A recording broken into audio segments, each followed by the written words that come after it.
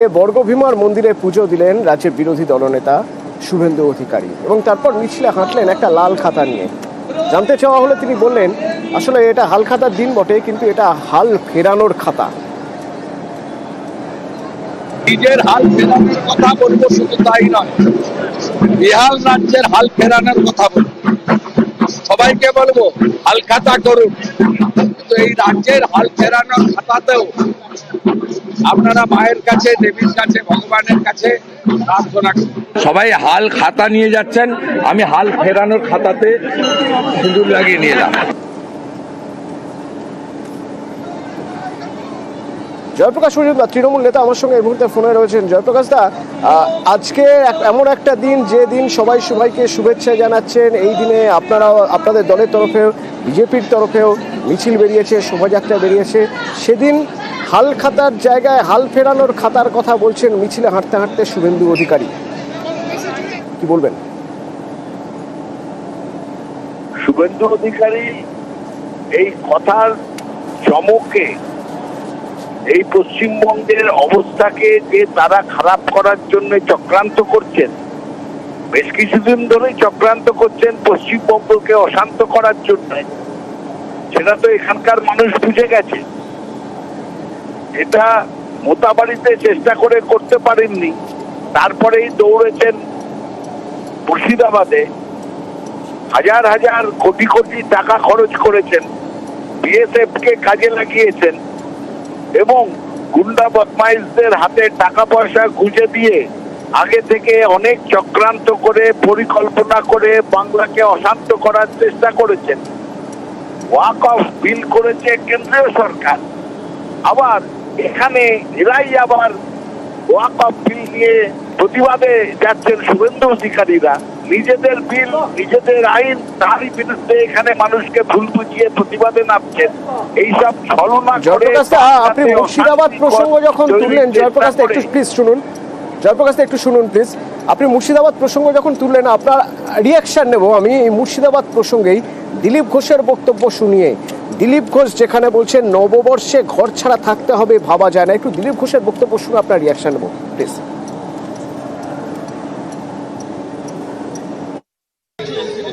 পরিস্থিতির মধ্যে আজকে নববর্ষ পালন করতে হচ্ছে, জানি না আমি কানে পাবো না, বছর শুরু হবে, বাঙালি বাড়ি ছাড়া হবে নববর্ষে, এটা আমরা কোনোদিন ভাবিনি। এই ভয়ঙ্কর পরিস্থিতি, আর তার মাঝখানে আমরা নববর্ষ পালন করতে এসেছি। কোথায় রবীন্দ্রসঙ্গীত শুনবো, কোথায় নজরুল গীতি শুনবো, চারদিকে বোম বন্দুকের আওয়াজ শুনতে হচ্ছে, ঘর ছাড়াদের হাহাকার শুনতে হচ্ছে। এর চেয়ে দুর্ভাগ্যের, দুঃখের দিন পশ্চিমবঙ্গে আর কি হতে পারে? জয়প্রকাশ দা, আপনি শুনলেন দিলীপ ঘোষ বলছেন যে ভাবা যায় না নববর্ষের দিন কাউকে ঘর ছাড়া হয়ে থাকতে হয়। তাদেরই হাল ফেরত দিতে হবে, সেই দিল্লির কাছে ফেরত যেন চলে যায়।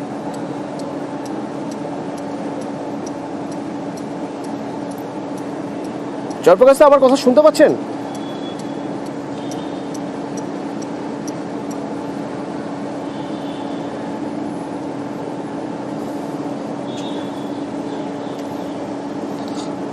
জয়প্রকাশ মজুমদার আমার সঙ্গে ফোনে ছিলেন, তৃণমূল নেতা, তার বক্তব্য শুনছিলাম আমরা। বলছিলেন যখন শুভেন্দু অধিকারী বলছেন হাল ফেরানোর খাতা নিয়ে তিনি মিছিলে হাঁটছেন, তার প্রেক্ষিতে বক্তব্য শুনছিলাম। জয়প্রকাশ দা, এদিকে দিলীপ ঘোষ নববর্ষে ঘর ছাড়াদের কথা বলছেন নববর্ষের দিন ঘর ছাড়া হয়ে থাকতে হবে, ভাবা যায় না, কি বলবেন?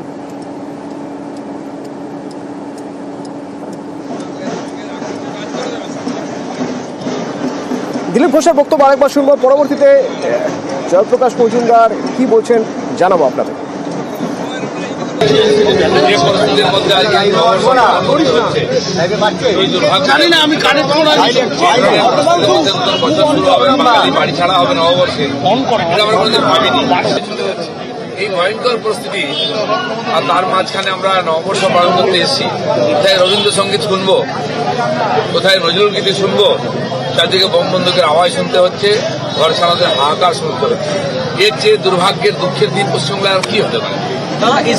জয়প্রকাশ দা, আপনি মুর্শিদাবাদ প্রসঙ্গে বলছিলেন, দিলীপ ঘোষও মুর্শিদাবাদ প্রসঙ্গে বলছেন নববর্ষের দিন কাউকে ঘর ছাড়া হয়ে থাকতে হবে, ভাবা যায় না, কি বলবেন? ঘর ছাড়া হয়ে থাকতে হচ্ছে কেন? দিলীপ ঘোষরা চক্রান্ত না করলে তো থাকতে হতো না। তারা বাংলার বিরুদ্ধে চক্রান্ত করছেন, বাংলার লোকে তাদের ভোট দেয়নি, সেটা মেনে নিতে অসুবিধা কি?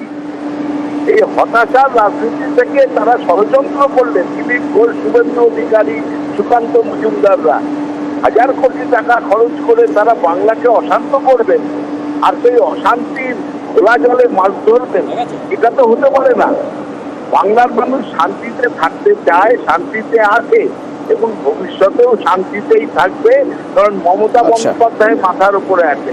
এই দিলীপ ঘোষের চক্রান্তে, বিএসএফ এর চক্রান্তে বাংলাদেশ থেকে খুব বদমাইশদের নিয়ে এসে, ঝাড়খণ্ড থেকে কিছু লোককে নিয়ে এসে এইভাবে অশান্তি তৈরির যে কুপরিকল্পনা, সেগুলোকে বানচাল করা হয়েছে। সামনের দিনে দিলীপ ঘোষদের তাদের সমস্ত ষড়যন্ত্র বানচাল করে বাংলায় শান্তি বিরাজ করবে। আর দিলীপ ঘোষদের বলে দিচ্ছি, সাবধান, আর চেষ্টা করবেন না বাংলাকে অশান্ত করার, তাহলে কিন্তু রাস্তায় আপনাদের মানুষ যদি দেখতে পায় তার ফল ভালো হবে না। অশান্তি ধন্যবাদ দাদা। জয়প্রকাশ মজুমদার আমার সঙ্গে ফোনে ছিলেন, তৃণমূল নেতা।